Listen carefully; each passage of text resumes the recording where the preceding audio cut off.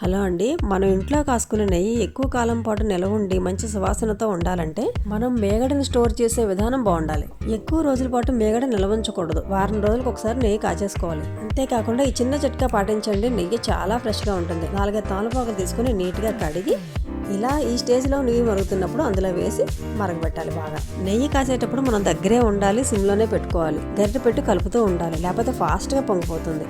అంతేకాదు హైలో పెట్టేస్తే ఫాస్ట్గా మరిగిపోయి మాడు వాసన వచ్చేస్తుంది.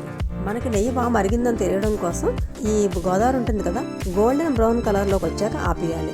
ఆ గోదావరి మరీ లేత రంగులో ఉన్నప్పుడు ఆపేస్తే నెయ్యి నిలవ ఉండదు. మరీ డార్క్ కలర్లోకి వచ్చింది అనుకోండి, నెయ్యి మాడు వాసన వచ్చేస్తుంది. నెయ్యి బాగా మరిగిపోయిందండి. గోదావరి చూసారా గోల్డెన్ బ్రౌన్ కలర్లోకి వచ్చింది. తమలపాకులు కూడా బాగా వేగిపోయాయి. ఈ తమలపాకుల్ని మనం అన్నంలో కలుపుకొని తినొచ్చు, చాలా బాగుంటుంది. స్టవ్ ఆఫ్ చేసి గోరువెచ్చగా అయ్యాక గిన్నెలోకి వడపోసుకుంటే పూసపూసలు లాంటి కమ్మని నెయ్యి రెడీ.